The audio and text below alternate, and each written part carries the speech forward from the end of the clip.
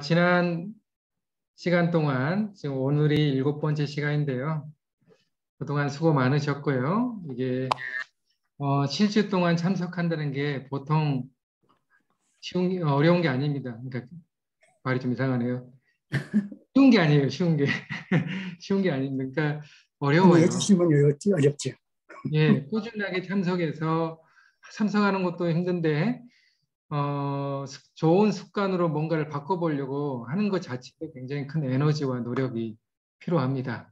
그래서 변화 과연 가능한가? 우리가 늘 고민하면서 새해가 될 때마다 우리는 좋은 쪽으로 변화가 되기 위해서 결심을 하고 노력을 하지만 연말에 되면 늘 이렇게 후회하고 또 마음속에 아쉬움을 남기고 한 해를 보내는 경험들을 굉장히 많이 하고 있는데요. 그 연초에 우리가 새롭게 결심함으로써 또 하나님 안에서 승리하는 2022년도 한 해가 되기를 바라면서 오늘 마지막 시간을 시작해 보도록 하겠습니다. 버락 오바마 전 대통령께서 이런 말씀을 했다고 합니다. Change is never easy. 그러니까 변화는 결코 쉽지 않은데, but always possible. 항상 가능하다라는 것입니다. 그러니까 변화라는 것 쉽지는 않지만 가능하다. 특히 우리 그리스도인들은 그 변화를 누구를 통해서 우리가 변화를 경험합니까? 예수님 안에서 그리고 성령의 예수님 인도하심에 따라서 우리가 변화를 경험합니다. 어, 슬기로운 의사생활이라는 드라마에 이런 글귀가 있다고 합니다. 기회는 오는 것이 아니라 기회는 내가 잡는 것이고 기회는 주어지는 것이 아니라 기회는 내가 만드는 것이다. 우리가 늘 이렇게 살다 보면 복권 당첨되듯이 축복이 내게 임하기를 원하는데 가장 중요한 것은 축복을 받을 수 있는 준비를 하는 것입니다. 내가 과연 축복이 내게 임했을 때 하나님의 그 축복을 나는 받아 감당할 준비가 되어 있는가를 늘 질문을 해야 되는 것입니다. 우리가 침례를 받고 광야까지는 갈 수 있어요. 근데 광야에서 요단강을 건너서 가나안 땅에 들어가려면 우리가 하늘 시민이 될 만한 준비가 되어야 되는 것입니다. 그래서 그 기회를 우리가 이 광야에서 우리가 준비하는 것이고 또 만들어가는 것입니다. 하나님 안에서. 다니엘서 6장 10절에 보면 노년의 다니엘이 그 어려움 속에서도 예루살렘을 향해서 창문을 열고 전에 하던 대로 하루에 3번씩 무릎을 꿇고 기도하며 그의 하나님께 감사하였다라고 성경은 기록하고 있습니다.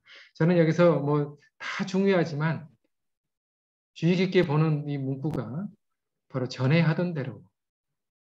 이 다니엘은 10대 때 끌려왔어요. 그래서 사실은 그 신앙교육이 어린 시절에 받았던 게 전부예요.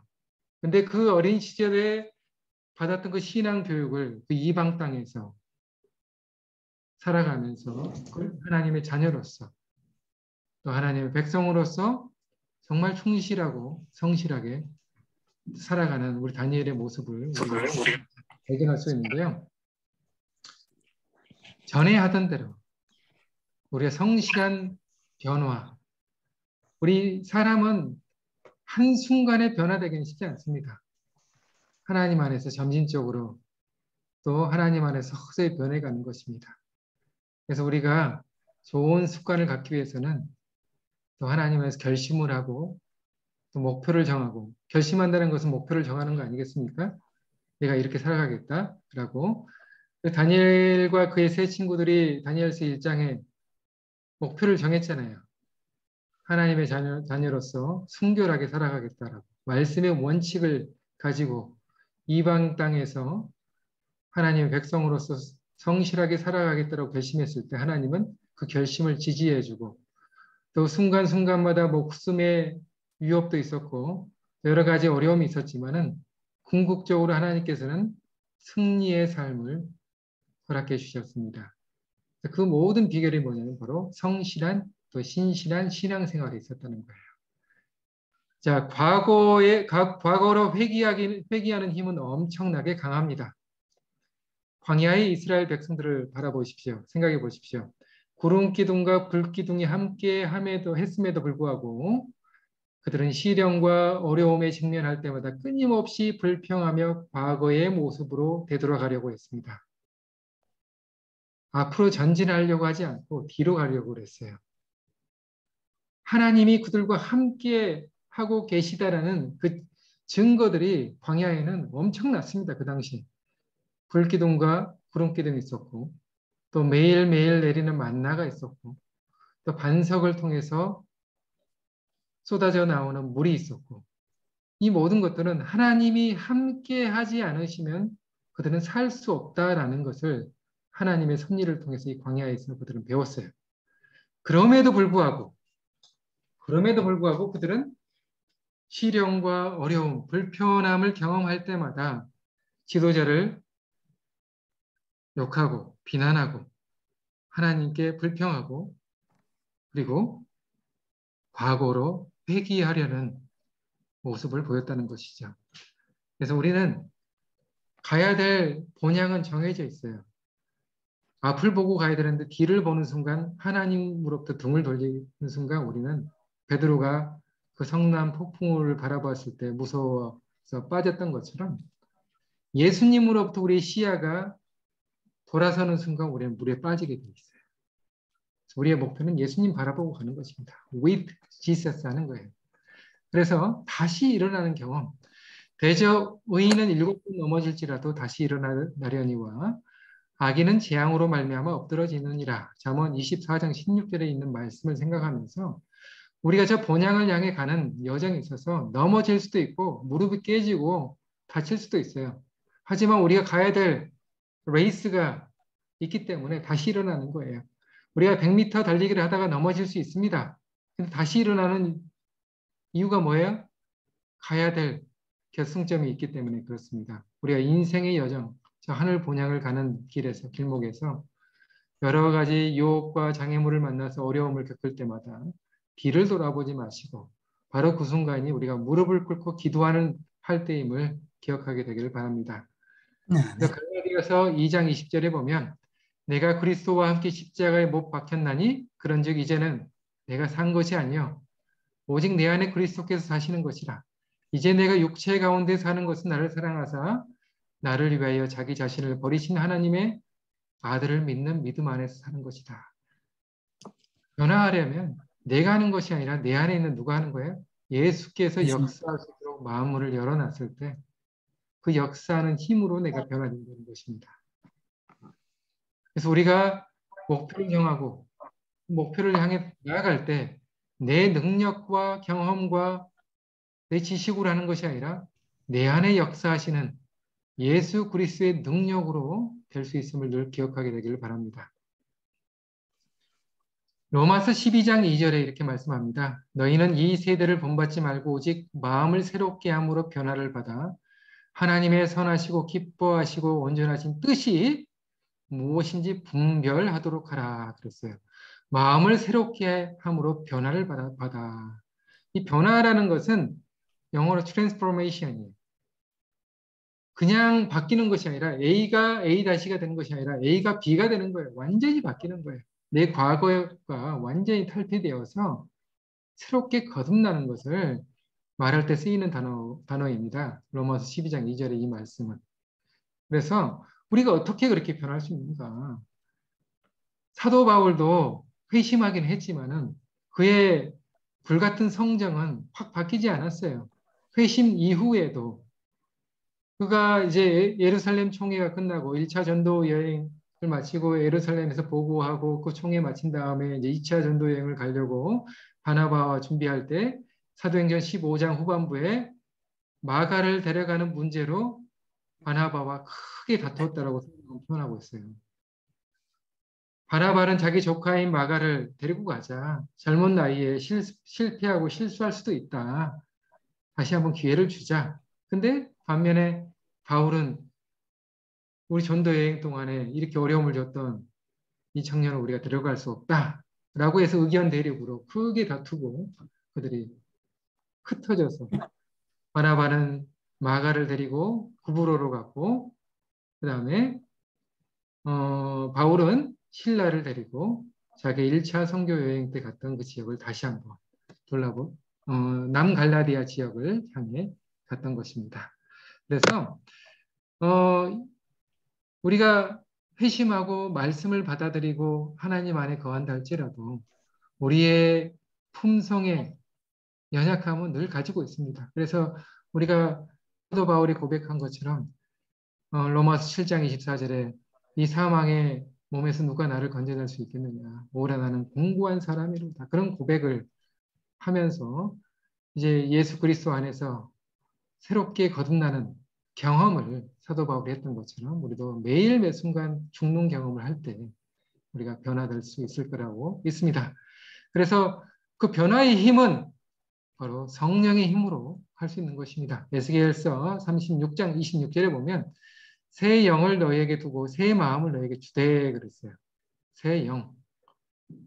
하나님의 성령의 역사가 내 안에 일어났을 때 우리 육신에서 굳은 마음이 제거되는 것입니다. 그리고 부드러운 마음이 주어지는 거예요. 이 굳은 마음은 딱딱해진 마음이에요. 변화되지 않은 딱딱해진 마음입니다. 사실 마음이 어떤 경우에 딱딱해지냐면 상처가 많을 때 마음이 딱딱해져요. 그리고 마음 문을 닫아버립니다. 제가 예전에 비행 청소년들을 상담을 했었는데요. 그 청소년들이 소년원 법정에서 선고를 받고 상담 이수 시간 몇 시간 해가지고 어쩔 수 없이 상담을 받으러 온 학생들이었어요. 근데 그 학생들 상담을 해보면 대부분 1시간 내내 답이 없어요. 뭐 도와줄까? 어떤 힘든 거 없어? 물어보면 없는데요. 필요 없는데요. 모르겠는데요. 1시간 내내 이래요. 1시간 내내. 그러기를 한 3-4번, 5-6번 만날 때까지 그러는 친구도 있어요. 그래서 정말 이 아이를 위해서 뭘 할 수 있을까 그런 생각이 들 정도로 그들의 마음이 닫혀 있는 것을 보게 되는데요. 결국은 나중에 신뢰할 만한 관계가 이제 형성이 되고 그렇게 되면 이 아이들이 서서히 자기 마음 문을 열어요. 그때. 그래서 이제 마음이 탁탁해지는 아이들은 상처가 많은 아이들입니다. 우리도 이제 마찬가지입니다. 성령에 의해서 우리가 변화되려면 죄로 인해 딱딱해지고 상처로 찢겨진 우리의 마음에 위로와 사랑이 먼저 들어와야 되는 것입니다. 그래서 죄의 고백을 통해서 죄 용서의 은혜를 받을 때 바로 우리의 마음이 굳은 마음에서 부드러운 마음으로 옮겨가는 것입니다. 그게 성령의 역사인 것입니다. 그래서 그 성령이 어떻게 주어지는가? 사도행전 2장 38절은 베드로가 이르되 너희가 회개하여 각각 예수 그리스도의 이름으로 침례를 받고 죄의 사함을 받으라 그리하면 성령의 선물을 받으리니라고 그랬어요. 성령은 바로 회개를 통해서 주어지는 것입니다. 그리고 누가복음 11장 13절에 보면 아버지께서 구하는 자에게 성령을 주시지 않겠느냐. 구하는 자에게 성령이 주어지는 것입니다. 그래서 매일 매 순간 우리가 성령의 임재, 성령을 간구하는 삶으로 기도하면서 예수님 생각하며 살아갈 때 우리도 모르게 바뀌어가는 것입니다. 마치 나타니엘 허슨의 큰 바위 얼굴이라는 소설 알고 계십니까? 그 소설에 보면 어린 시절에 언덕에서 어머니와 함께 저 건너편에 있는 큰 바위, 사람 얼굴과 같은 큰 바위 얼굴을 바라보면서 어머니께서 이제 그 마을의 전설의 이야기를 해주죠. 그래서 저 큰 바위 얼굴과 같은 인자하고 또 듬직한 훌륭한 사람이 나올 것이다라고 얘기를 알려줬어요. 그래서 이 어니스트라는 이 어린아이가 어머니로부터 그 이야기를 듣고 매일 그 큰바의 얼굴을 바라보면서 나도 저렇게 되고 싶다라고 하면서 큰바의 얼굴을 닮은 위인을 기다렸습니다. 그래서 이제 정치인, 군인, 사업가 다 거쳐갔지만은 처음에는 사람들이 다 큰바의 얼굴을 닮은 사람인가 보다 하고 박수를 치면서 따라갔지만은 결국은 그들이 다 실망을 하고 다 흩어졌어요. 그래서 이 노년의 이 어니스트가 이제 교회에서 설교를 할 때, 한 시인이 그 어니스트의 설교하는 그 모습을 바라보고 당신이 큰바의 얼굴을 닮은 사람이다라고 얘기를 합니다. 이 소설의 내용은 바로 그렇게 이제 끝이 나는데요. 어니스트라는 이 어린아이가 어린 시절부터 큰바의 얼굴을 바라보면서 매일 매 순간 살아갔을 때 자기도 모르게 그걸 닮아갔던 것입니다. 그래서 히브리서 12장 2절에 믿음의 주여 또 온전케 하신 예수를 바라보자 그랬어요. 예수님 바라보고 살아갈 때 우리가 예수님처럼 변해가고 닮아가는 것입니다. 우리가 뭘 바라보느냐에 따라 달라져요. 제가 상담을 공부하기 전에는 우리나라에 상담센터가 이렇게 많은 줄 몰랐어요. 왜냐하면 관심이 없었기 때문에. 근데 상담을 공부하면서 보니까 상담센터가 이렇게 많더라고요. 엄청나게 많아요. 한국에 가보면. 그래서 자기가 관심을 두는 곳에 사람들은 눈길을 가게 돼 있어요. 우리가 예수님께 관심을 두면 모든 것을 예수님의 시각으로 우리가 바라보고 생각할 수 있습니다. 이게 바로 예수님과 동행하는 삶이에요. With Jesus 하는 것입니다. 그래서 우리가 은퇴하고 이제 뭐 살 날이 얼마 남았을까 하면서 그냥 편안하게 살다가 이렇게 가야겠다라고 생각하시는 분들은 바로 저는 이 이야기를 들려주고 싶습니다. 갈렙의 이야기입니다. 제가 보통 이제 실순이나 발순잔치 또는 이제 어르신들 생신이나 어떤 행사할 때 이 갈렙의 이야기를 주로 설교를 하는데요. 그가 85세의 어르신의 나이에 이런 말을 합니다. 여호수아에게 가가지고 그날에 여호와께서 말씀하신 이 산지를 지금 내게 주소서. 당신도 그날에 들으셨거니와 그곳에는 아낙 사람이 있고 그 성읍들은 크고 견고할지라도 여호와께서 너와 함께 하시면 내가 여호와께서 말씀하신 대로 그들을 쫓아내리이다. 그가 45년 전에 민수기 13장에서 12명 중에 한 사람으로 뽑혀서 정탐을 40일 동안 하고 난 다음에 여호수아와 함께 긍정적인 보고를 했지만 나머지 10명의 정탐꾼들은 부정적인 보고를 하면서 많은 백성들이 그 부정적인 보고를 한 그 10명의 정탐꾼들의 의견을 따라갔어요. 그리고 그들은 실패를 했습니다. 그리고 그들의 믿음대로 그들은 못 들어갔어요. 근데 이 갈렙과 여호수아는 믿음대로 들어왔습니다. 10명의 정탐꾼들은 그 아낙 자손들을 바라보고 자기들은 그들의 그들의 눈에 비하면 메뚜기와 같다. 네? 메뚜기와 같다. 그리고 그들은 기골이 장대하고 거인 족속이라서 싸우면 우리가 진다라고 생각을 했어요. 근데 갈렙과 여호수아는 믿음의 눈으로 하나님의 시각으로 자신들의 경험과 감정을 의지하지 않고 하나님을 의지했을 때 그들은 우리의 밥이다. 하나님이 함께 하시면 우리가 능히 그 땅을 차지할 수 있다라고 얘기했던 것이죠. 하지만 그들이 실패해서 40년을 광야에서 유리하고 그리고 가나안 땅을 정복 전쟁을 거의 할 때 어느 누구도 이 안약 자손들과 싸우려고 하지 않을 때 그 당시에 최고 어르신 중에 한 사람이었던 이 갈렙이 내가 그들과 함께 싸우겠다. 이 산지를 지금 내게 주소서라고 얘기를 합니다. 목표를 잃지 않았어요. 그가 아마 광야 40년을 지내면서도 그 목표를 한시라도 잃어버리지 않았던 것 같아요. 내가 저 가나안 땅에 들어가면 우리가 실패했던 그 자리에 그 아낙 자손들이 살고 있는 그 성읍을 내가 달라고 해야겠다라고 생각했던 것으로 보입니다.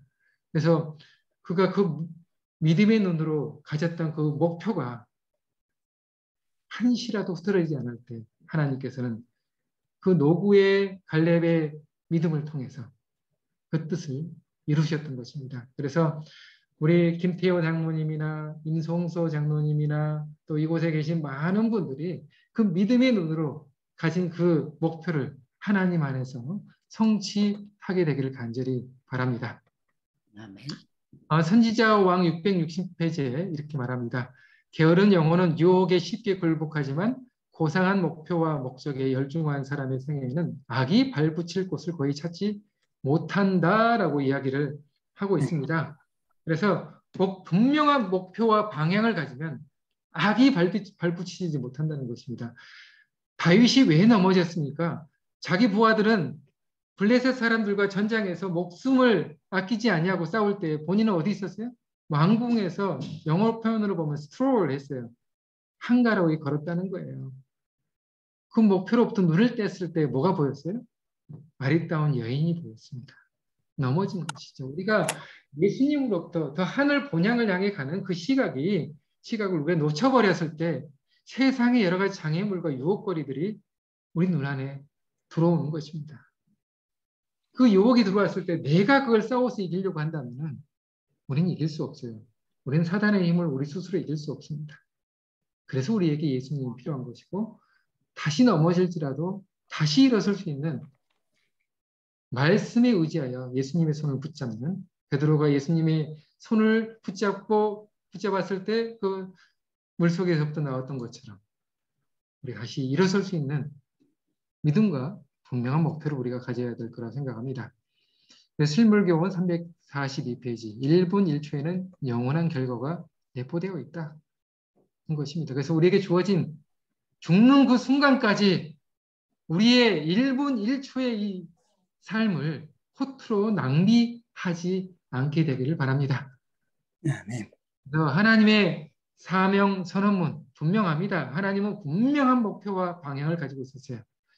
죄 지은 인간들을 향해서 자신의 독생자를 주시고 이는 그를 믿는 자마다 멸망하지 않고 영원한 생명을 주시겠다고 약속을 해주셨어요. 그래서 인간은 죄로 인해 죽을 수밖에 없는 존재가 아니라 하나님 안에서 다시 살 수 있는 존재로 우리를 바라보시는 것입니다.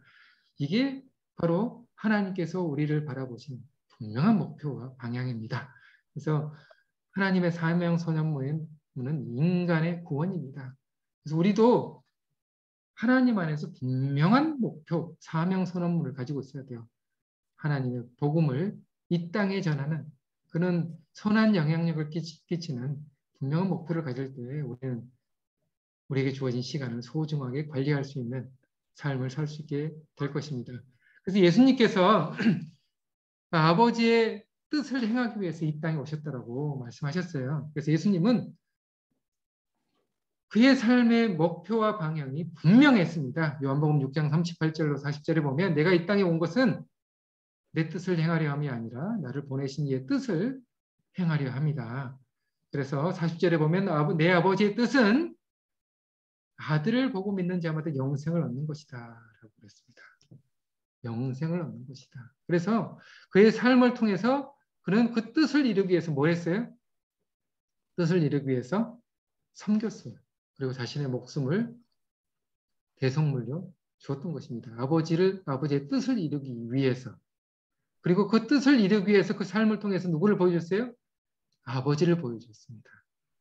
그 예수님은 분명했어요. 그 삶의 목표와 방향과 그리고 그분의 액션 플랜 바로 12제자를 세우셨던 그 목표와 같습니다. 마가복음 3장 14절로 15절에 세 가지 전략 목표가 있었죠. 영적 교제, 사회봉사, 전도봉사. 그래서 이 세 가지의 목표를 가지고 섬김의 정신을 이루셨고 또 아버지를 보여주었으며 또 이 사역을 통해서 자신을 대성물로 들으셨던 것이죠. 이걸 통해서 아버지의 뜻을 이루시고 그 십자가를 통해 우리에게 영원한 생명을 얻을 수 있는 기회를 우리에게 주신 것입니다. 이게 예수님께서 우리를 향하신 목표와 방향이고 액션 플랜입니다. 초대교회 당시에도 그 아버지의 뜻을 이루신 예수님의 모범을 따라서 그들의 삶을 통해서 그들이 가르치고 말하고 행하는 그 모든 것들이 뭐였어요? 바로 그리스도의 그 주제가 삶의 주제가 그리스도였기 때문에 사도행전 11장 26절에 그 사람들은 예수님을 믿는 사람들 향해서 그리스도인이라고 얘기를 했습니다. 그래서 사도행전에 보면 왜 그리스도인인가? 그들이 가르치고 설교하고 대화하는 모든 주제가 바로 그리스도였기 때문이다라고 얘기하고 있습니다. 그래서 여러분들이 삶 속에서 대화의 주제, 가르치는 주제, 설교하는 주제가 바로 그리스도가 되기를 간절히 바랍니다. 그렇게 했을 때 그들이 예수님의 세 가지 액션 플랜을 그대로 따라했어요. 영적 친교, 사회봉사, 그다음에 전도봉사를 했을 때 하루에도 3, 4천 명의 사람들이 회심하고 교회가 성장했던 것이죠. 이게 바로 우리가 지금까지 했던 것입니다. 그래서 분명한 목표를 이루기 위해서 우리가 필요한 게 뭐냐면 바로 시간 관리. 시간 관리를 하기 위해서 필요한 게 뭐냐면 기록 관리입니다. 그래서 궁극적으로 우리가 목표를 정하고 그 목표를 통해서 아버지의 뜻을 이루기 위해서 시간 관리를 해야 되고 기록 관리를 해야 되는 거예요. 자, 이해되시죠? 그래서 이제 오늘 할 것은 바로 본계적입니다. 본계적이라는 책이 있어요. 인터넷에 쳐보면 본계적인 뜻이 있는데 이 뜻이 뭐냐면 바로 본 것, 깨달은 것, 적용할 것입니다. 그래서 책을 보면 그 책에 본 것을 기록합니다. 그 다음에 그 본 것을 통해서 나는 뭘 깨달았는가, 그 깨닫는 걸 적습니다. 그 다음에 그걸 통해 나는 이 삶에 어떻게 적용할 것인가, 변화된 삶을 살아야 되잖아요. 그 책을 보고 책 보고 그냥 끝나면 안 되잖아요. 적용할 거. 그래서 앞자만 따가지고 본계적이라고 해서 이 책이 이렇게 나와 있습니다. 그래서 보는 뭐냐면 what I see, 이 저자의 관점에서 저자가 어떻게 이것을 기록했는가.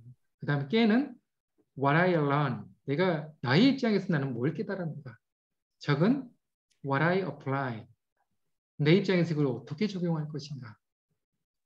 그래서 우리가 독서가 굉장히 중요합니다. 이 독서를 잘 하시는 분들이 말씀 묵상도 잘해요. 그래서 많은 사람들이 글자는 읽지만 문장을 이해하지 못하는 사람들이 많습니다. 그러니까 문해력이 약한 것이죠.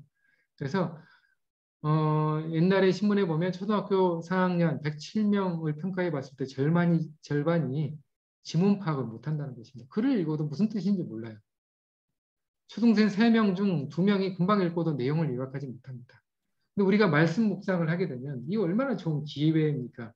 말씀 묵상을 통해서 요약도 하고 그 말씀의 의도도 또 우리가 깨닫게 되고, 그리고 그 깨달은 말씀을 어떻게 적용할 것인가도 우리가 고민하게 되고 기도하게 되는 것입니다.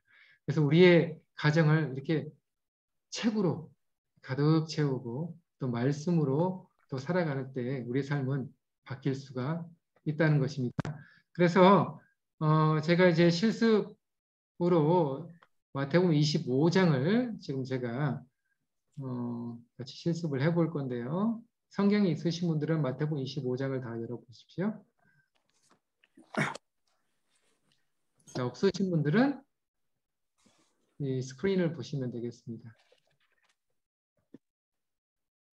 예, 비유책이죠. 열처냐 비유. 마태복음 25장에서요. 달란트의 비유 부분을 한번 봐주시겠습니까? 네. 달란트의 비유 부분. 예, 14절부터. 예, 14절부터 보면 내용을 아니까 제가 읽지는 않겠습니다. 읽지는 않을 거고 여러분들이 처음에 아까 제가 말씀드린 것처럼 본 것을 한번 이 지문에 있는 것을 발견한 것을 그대로 한번 기록해 보면서 한번 나눠보도록 하겠습니다. 자, 뭐가 보이십니까? 여기 보면 예, 분류가 됐지. 5단들, 3단들, 1달란트. 예, 여기 보면 이제 주인이 있고 종이 나오죠. 그렇죠? 주인이 있고 종이 나오고 그다음에 뭘 맡겼어요? 달란트. 자기 소유를 맡겼습니다. 그 소유를 맡겼는데 그 소유를 어떻게 나눠줬습니까? 5, 2, 되는 전형들. 자세히 보세요. 우리가 말씀 묵상을 할 때는 한자 한자를 허투루 봐서는 안 됩니다. 아주 자세히 봐야 돼요. 자, 주인이 어떻게 나눠줬어요? 방식이 재능대로. 주인은 그 종들의 상태를 아주 잘 파악했던 것으로 보이죠. 그렇죠? 재능대로 3명의 종들에게 각각 몇 개씩이요? 5개. 그 다음에 5, 1달란트. 5달란트, 그 다음에 2달란트, 그 다음에 1달란트. 그래서 그 주인은 어디로 갔어요? 멀리 떠났어요. 타국으로 갔다고 그랬죠? 타국. 타국으로. 멀리 간 거죠, 멀리. 그래서 5개 달란트 받은 사람은 어떻게 했어요? 5개 받고. 열심히 일해서 5개 남았고. 2달란트 받은 사람은요? 열심히 일해서 2달란트 남겼어요. 1개 달란트 받은 사람은요? 다시 땅을 파고 그 주인의 돈을 감췄어요. 그리고 오랜 후에 그 종들의 주인이 돌아왔어요. 그리고 뭐 했습니까? 결산했습니다. 결산해서 이제 와서 결산을 하는데 5달란트를 받았던 종은 어떻게 했어요? 5달란트를 남기고 예, 5개를 남겼어요. 그랬더니 주인이 뭐라고 얘기합니까? 충성된 종아. 잘하였도다. 착하고 충성된 종아. 내가 적은 일에 충성하였다. 그랬어요. 자, 저는 이 적은 일에 이 단어에 눈길이 갑니다. 왜요? 5달란트를 줬는데 주인이 보기에는 적다라고 생각했어요. 근데 그 일에 충성했다는 것이죠. 그래서 충성한 결과 많은 것을 맡겼다라고 얘기했어요. 많은 것. 그다음 2달란트도 마찬가지죠? 반복되죠? 근데 1달란트 받은 사람은 어떻게 했어요? 잊어놨어요.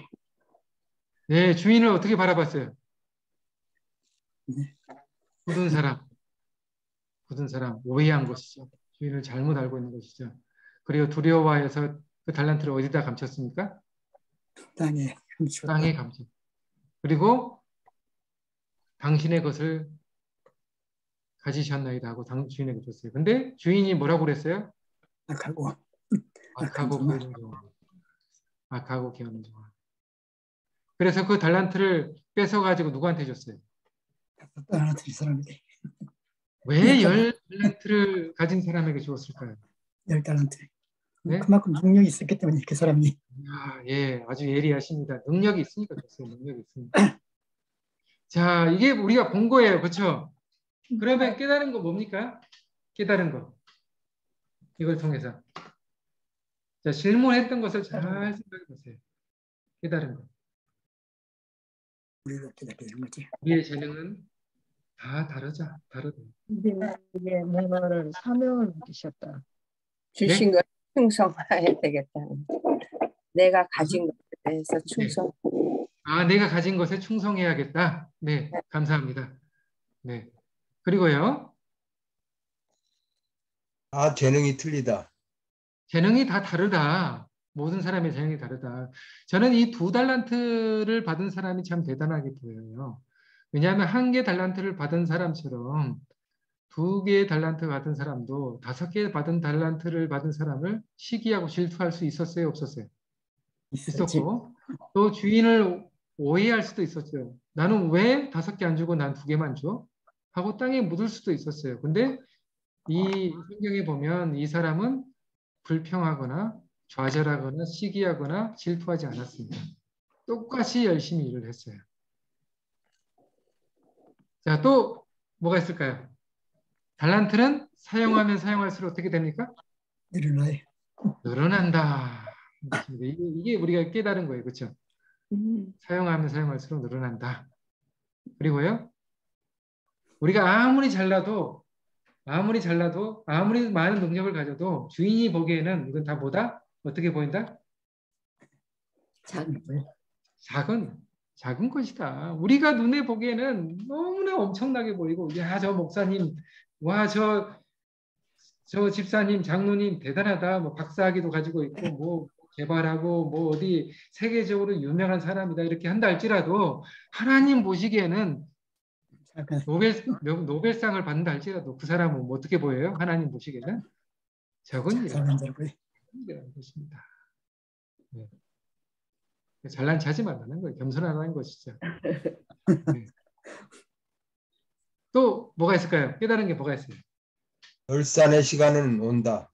맞습니다. 언젠가 결산의 시간이 온다는 거예요. 끝이 있다는 거예요. 우리가 아멘. 누리고 있는 이게 천년만년 누리는 게 아니라는 거예요. 우리가 재물의 복, 자식의 복, 관계의 복, 모든 복 영원하지 않다는 것을 이 성경은 이야기를 하고 있습니다. 또 뭐가 있을까요? 주인의 즐거움에 참여한다. 네, 우리가 성실하게 이것을 활용했을 때 우리는 주인의 즐거움에 참여할 수 있는 기회가 주어진다는 것입니다. 네, 감사합니다. 그리고 또 뭐가 있을까요?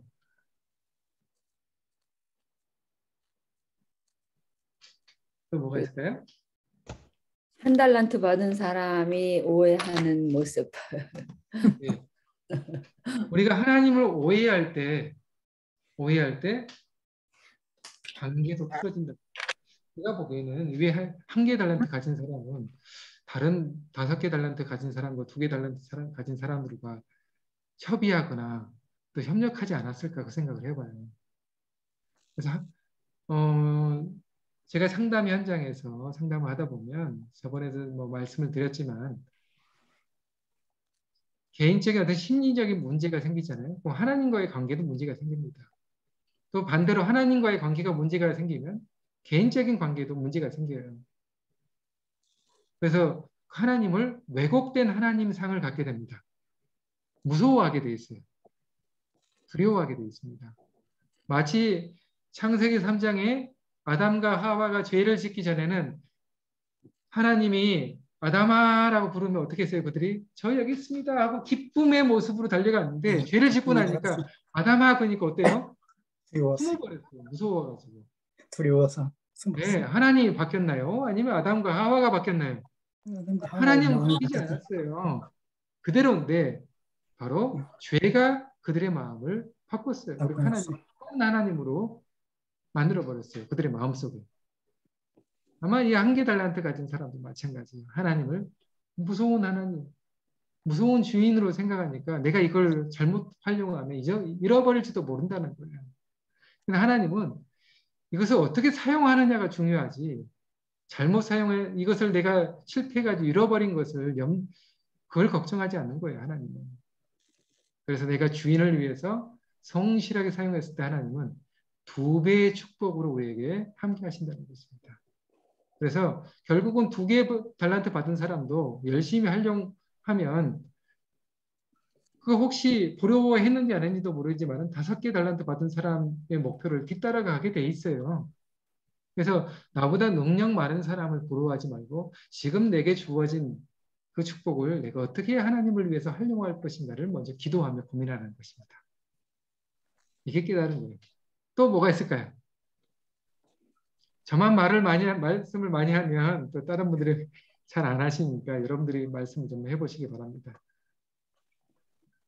자, 이렇게 해보면 설교도 테마를 딱 잡으면 설교를 쓸 수 있어요. 조금만 확장해 보면 성경절 다른 것도 연결해서 집어넣으면. 또 뭐가 있을까요? 깨닫는 거.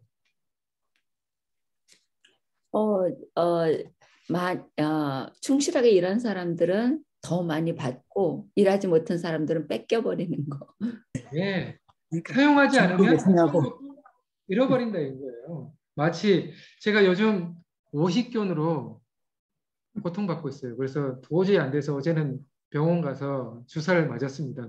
팔이 안 올라가가지고 주사를 맞았는데 잠잘 때도 너무 통증이 오고 막 힘들어가지고 참 쉽지 않은 시간들을 보냈는데 이 통증이 있으니까 팔을 더 안 쓰게 되잖아요.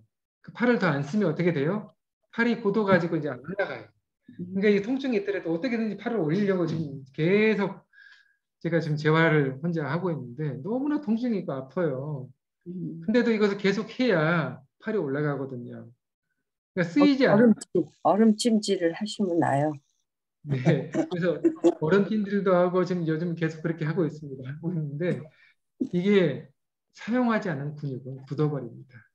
마찬가지로 우리가 나에게 아무리 하나님을 위해서 사용할 게 아무것도 없다 할지라도 내가 하나님을 위해 봉사할 수 있는 것을 찾고 그것을 개발하면 개발할수록 하나님은 더 많은 축복으로 우리에게 임하신다는 것입니다. 아멘. 그래서 나에게 왜 1개밖에 안 줬지? 난 1개도 없는 것 같은데? 막 짜증나요. 교회 가면 저기 김 집사님 노래도 잘하고 뭐 어찌 그렇게 말주변도 좋은지 뭐 그러면서 뭐 유머러스하고 근데 나는 가면 항상 말하면 썰렁하고 기도도 잘 못한 것 같고 노래도 잘 안 되고 그렇게만 생각하니까 교회 가면 늘 유축이 되고 도망가고 싶고 누군가 와가지고 순서 맡기면 저 못한다고 그렇게 하면 할수록 어떻게 돼요? 더 못해지게 돼요. 할수록 못해 그렇게 기회가 없어서. 하면 할수록 실력은 늘어가게 돼 있어요. 기도해 보십시오. 저도 사실은 못했지만 삼육학교를 제가 서울에 있는 한국삼육고등학교를 89년도에 제가 입학을 했어요. 삼육학교 처음 갔죠. 처음 갔는데 그때 아카펠라 음악을 처음 들었어요. 너무 아름답더라고요. 근데 저도 막 저렇게 부르고 싶은 거예요. 근데 한 번도 안 불러봤던 사람이 아카펠라 음악을 어떻게 불러요, 노래를. 그저 음정 박자도 다 틀리고 막 제가 노래를 하면 주변 사람들이 저를 쳐다보는 거예요. 저렇게 노래하는 애도 있구나 하고. 노래를 너무 못하니까 제가 기도를 했어요. 노래를 너무 잘하고 싶어가지고 저희 한국삼육고등학교가 삼육대학 안에 있거든요. 그래서 제가 오야봉에 올라가가지고 기도했습니다. 하나님, 저도 노래 잘하고 싶습니다라고 기도를 했어요. 물론 지금도 노래를 잘하는 건 아니지만 그 고등학교 시절에 비하면 천지개벽을 했습니다, 진짜. 그래서 남들이 한 만큼 흉내는 조금 내요. 노래를 이렇게 하면 할수록 늘어가더라고요. 하나님 안에서. 그래서 아멘. 달란트는 처음에는 거의 나에게 주어진 달란트가 없는 것 같지만 활용하면 활용할수록 내 자신을 위해서가 아니라 바로 하나님을 위해 사용했을 때 하나님은 더 큰 축복으로 내게 임한다는 것입니다. 그게 축복의 통로로서의 역할입니다. 그래서 아브라함이 축복의 통로로서의 역할로 살아갔을 때 비록 그의 삶 속에 그가 실수하고 실패하고 좌절하고 넘어졌을지라도 하나님이 그 아브라함의 삶을 지키셨어요.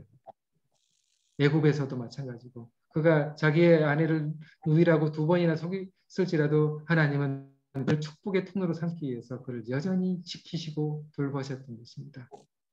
우리가 축복의 통로로 살아가겠다고 결심하고 목표를 세우고 하나님 안에서 우리가 열심히 노력한다면은 하나님께서 우리의 발걸음을 지킬 것입니다. 제가 이렇게 설교를 하고 있네요. 네, 또 뭐가 있을까요? 심지 않은 데서도 거둔다. 네, 자, 이 말의 의미를 좀 설명을 좀 해주시겠습니까? 심지 않은 데서 우리가 나도 저거 지금 이거 눈에 들어와서 봤는데 네, 영문도 보고 그랬는데 보통들은 그 예수님을 알 때 네네네, 우리의 눈으로 우리의 관점에서 예수님을 바라보잖아요. 네네네. 창조주로 안 보고 여기 보면 그냥 심은 데서만 거둔다는 거 아니에요? 심지 않은 데서 거두고 해치지 않는 데도 모은 줄을 이 사람이 알았으므로, 아는 거는 잘못 알았네. 예, 그러니까 오해한 거죠, 오해한 거죠, 주인을. 이 말의 의미를 좀 말해 심어야지 걷지. 자기가 심고 하나님이 거두시고. 봤습니다. 이게 그래서 자기가 생각한 대로지. 아무것도 안 생각이 하면서 아무것도 안 하면서 하나님의 축복이 임하기를 바랄 수 없는 것이죠. 그렇죠. 그렇죠? 네. 우리가 마음문을 여는 것까지는 해야 되잖아요. 성령의 인도하심에 따라서. 그래야 하나님이 역사하시는데 마음문도 열지 않으면 하나님이 역사할 수가 없잖아요. 그렇죠? 그래서 그 마음을 달라고도 하나님께 기도하고 또 그 마음문을 열 수 있는 용기를 달라고도 기도하고 그렇죠? 그게 필요한데 마음문도 열지 않고 씨도 뿌리지 않으면서 어떻게 우리가 열매를 기대할 수 있겠습니까? 그렇죠? 기적만 하나님이 축복해 주십시오 하면서 아무것도 안 하고 그냥 막 사는 사람들에게 어떻게 하나님의 축복이 임하겠습니까? 그렇죠? 그런 의미인 것 같아요. 또 뭐가 있을까요? 시간이 거의 다 돼가는데요. 한번 이제 마무리를 해볼까요? 그러면 이제 적용할 게 뭐가 있을까요? 이 적용 내가 부분이 받은 굉장히 달란트가 중요합니다. 무엇인지를 생각하고 네, 굉장히 그 중요합니다. 달란트를 잘 활용한다. 하나님께서 내게 주신 달란트가 뭔지를 적어보는 거예요. 남들에 비해 내놓을 만한 달란트가 없다고 생각할지라도 내가 할 수 있는 걸 적어보는 거예요. 남들 앞에서 미소 짓는 거, 또 노래를 못 부르지만 그래도 같이 찬양하는 거, 그 다음에 자원봉사하는 거, 청소하는 거, 다 이렇게 적어보는 것입니다. 내게 주어진 이 달란트의 축복이 뭔지를 적어보는 것입니다. 이것은 하나님께서 나를 바라보는 기준으로 적어야지 내가 내 자신을 바라보는 기준으로 적으면 한없이 부끄러워가지고 못 적습니다. 내가 하나님을 위해서 뭘 할 수 있을까를 적어보는 거예요. 그 다음에 적용할 수 있는 게 또 뭐가 있을까요?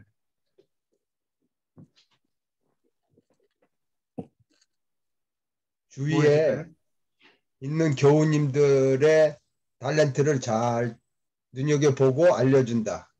아, 예, 이것도 중요합니다. 남들의 달란트를 개발하고 활용할 수 있도록 격려하고 또 협력한다. 좋습니다. 아멘. 아주 좋습니다. 예. 또 뭐가 있을까요? 이거 혼자 하는 것보다 같이 하는 게 더 달란트를 개발은 훨씬 좋습니다. 예.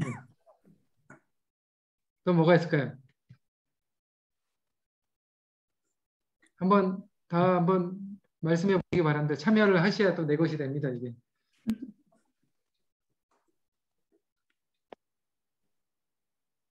충성 탤런트를 많이 나승님으로서 찾아내는 거예요. 예. 달란트를 잘 성실하게 활용한다. 기록하고 활용하고 이 말은 뭐냐면 나눈다. 다른 또 활용하면 남들과 함께 내 달란트를 공유하고 나누어주는 것. 그리고 더 많은 사람에게 10개 달란트를 받은 사람에게 달란트를 줬잖아요. 1개 달란트 받은 사람을 뺏어가지고 즉 달란트를 감당할 수 있는 사람에게 더 주어진다는 것입니다. 감당할 수 없는 사람에게 더 주지 않아요. 그래서 우리가 감당할 수 없는데 부자가 됐어요. 그건 축복이 아니라 저주가 되는 것입니다. 그것으로 인해서 우리가 넘어져서 하나님을 떠날 가능성이 많아요. 그래서 부는 재물은 하나님의 축복이라는 거예요. 감당할 수 있을 때. 달란트도 마찬가지예요. 맞아요. 내가 감당할 수 있을 때 이게 바로 하나님의 축복이 되는 거예요. 그래서 10개 달란트를 가진 사람에게 굳이 줬던 것은 뭐냐면 그 사람이 그것을 감당할 수 있기 때문에 준 것입니다. 아멘. 네. 그래서 우리가 기도하는 것은 이 내게 주어진 축복을 감당할 수 있게 해달라고 겸손하고 또 그 능력을 감당할 수 있는 사람이 될 수 있도록 그 믿음의 역량을 달라고 기도를 해야 되는 것입니다. 네. 또한 작은 일에 충성하면 좋은 것으로 받는다. 네. 그러니까는 한 달란트 받은 사람이 네. 그 받은 것을 늘리면 2개가 되고 2개가 4개가 되고 4개가 8개가 되고. 그렇죠. 그 생각을 못한 거예요. 1개 달란트 받은 사람은 그 생각을 못하고 그냥 나한테 왜 조금만 줬냐 이렇게 불평했던 것이죠. 그래서 불평하면 뭐가 보여요? 장애물이 보이고 유혹거리가 보이고 그리고 앞으로 가는 것이 아니라 뒤로 가는 거예요. 광야에 이스라엘 백성들처럼. 그런데 우리가 광야에서 구름 기둥과 불 기둥을 보면 어디를 가게 돼 있어요? 앞으로 가게 돼 있어요. 가나안 땅을 향해서. 왜요? 광야에서는 구름 기둥과 불 기둥이 움직여야 움직이거든요. 우리가 구름 기둥과 불 기둥을 끌고 가는 것이 아니라 광야에서는 구름 기둥과 불 기둥이 우리를 끌고 가는 거예요. 우리가 그걸 따라가는 것입니다. 네. 또 나에게 뭐가 받은 있을까요? 네. 적은 금액이라도 네. 선교지를 위해서 투자한다. 네, 좋습니다. 적은 것일지라도 나눌 때 하나님은 2배로 축복해 주신다. 네, 2배의 법칙입니다. 네. 또 뭐가 있을까요? 교회에서 이제 순서들을 맡기고 그러면 네, 다들 거절을 잘 해요. 네. 그렇죠. 그렇게 하면 그 맡은 사람이 너무너무 힘들어 하시더라고요. 네. 근데 그 맡기면은 다들 용기를 못 내가지고 네, 겁을 먹고 자기가 못한다는 거 그런데 자꾸만 이렇게 생각이 쏠리고 그러니까 용기를 못 내는 분들이 참 많아요. 아, 그런 분들과 이 달란트의 비율을 묵상을 한번 해보세요. 오늘 한 것처럼 묵상을 그래 해보고. 저도 이제 노래를 좀 이렇게 좋아하니까 부르는 걸 좋아하니까 노래를 시킨데 이제 나이가 들어서 이제 안 시켰으면 좋겠다 싶어갖고 거절하고 그랬더니 네. 마음에 굉장히 그게 가책이 되더라고요. 그래서 할 수 있을 때 그래도 해야 되겠다 네, 생각을 가지고 그 맡기신 분한테 내가 네. 하나님께 죄를 지었습니다. 그랬어요. 죄송합니다. 네, 앞으로는 시키는 대로 하겠습니다. 그렇게 하고 해결을 하고 이제는 노래를 좀 해달라 그러면 급하게 해도 네, 그리고 그냥 해요. 그 다음부터는. 네. 아이고, 우리, 어떤 분은 자기가 네, 노래를 맡았는데 같이 할 사람이 못한다고 하는데 네, 해주겠습니까? 그래서 그러면 네 그냥 하나님께서 시키는 걸로 생각하고 네 하지요. 우리 착하고 충성된 종이 되셨군요. 그 다음부터는 그래 내게 주신 달란트인데 내가 이거를 묻어두면 안 되겠다 하는 생각을 네. 가졌어요. 우리가 노래할 수 있는 에너지와 목소리를 여전히 가지고 있다는 게 얼마나 큰 축복입니까? 나중에 이제 아프고 힘들면 노래할 수 있는 에너지도 없어요. 맞아요. 그래서 전도서 12장 1절에 뭐라고 그랬어요? 네? 뭐라 하기 전에요? 전도서 12장 1절. 12장 1절이 뭐야? 전도서 12장 1절. 너는 청년의 때 창조주를 기억하라. 곧 공고한 날이 이르기 전에 나는 아무 낙이 없다고 할 해들이 가깝기 전에. 그러니까 하나님을 위해서 아무것도 할 수 있는 에너지도 없고 힘도 없고 그런 기회도 없기 전에 하나님을 기억하고 살아가라는 것입니다. 지금 이 순간에는 우리가 걸을 수 있는 또 말할 수 있는 힘이 있잖아요. 그거 얼마나 감사한 일입니까? 네. 네. 또 적용할 게 뭐가 있을까요?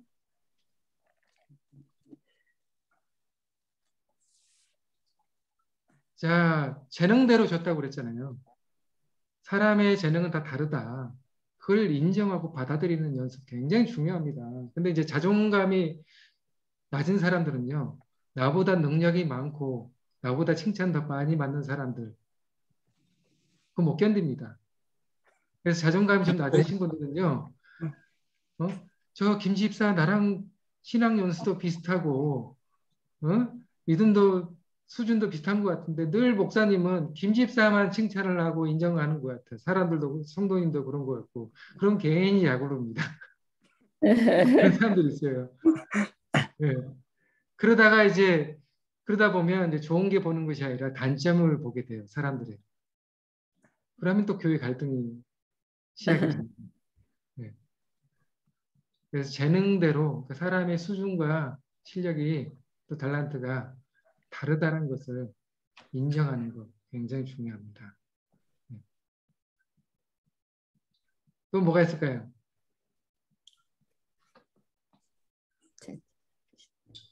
자, 이것을 이렇게 정리해 보면 한 편의 설교가 됩니다.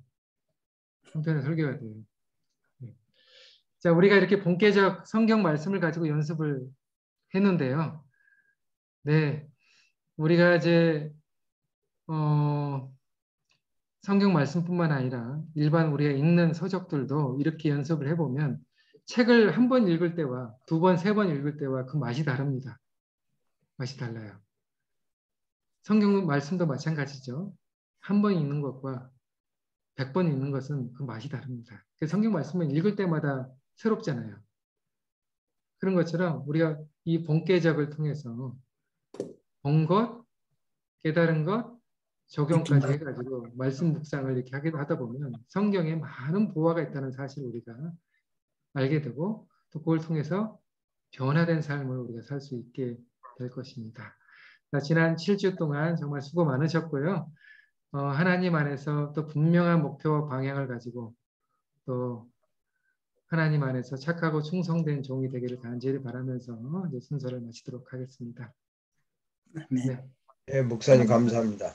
제가 그 목요일 방에 그 영상을 하나 올렸습니다. 거기에 네. 본계적 그 묵상하는 사람들이 받은 간증들이 있어요. 그래서 여러분들 꼭 보시고 다음 주에 여러분들이 다 아시는 누가복음 15장 11절 있죠. 탕자의 비유. 그거를 지금 다 한 3번 읽어보시고 거기에다 이제 적으세요. 본 것, 깨달은 것, 적용하기. 이거를 왜냐면 아무리 목사님이 이렇게 좋은 선물을 주셔도 우리가 활용하지 않으면 이게 강의로 끝납니다. 그래서 여러분들 습관으로 되려면 연습을 하셔야 돼요. 그래서 다음 주에 우리 목사님이 계실 때 이게 탕자의 비유에서 깨달을 교훈이 많습니다. 여러분들이 그 옆에다 적으시고 세 가지를 꼭 적으세요. 그냥 그 말씀 속에서 있는 것. 아, 나는 이 말씀이 나한테는 참 좋았다. 그거를 적으시고, 두 번째 깨달음. 그 다음에 세 번째는 이 말씀을 나는 어떻게 적용해야 되겠다. 그래서 그 훈련을 같이 해보겠습니다.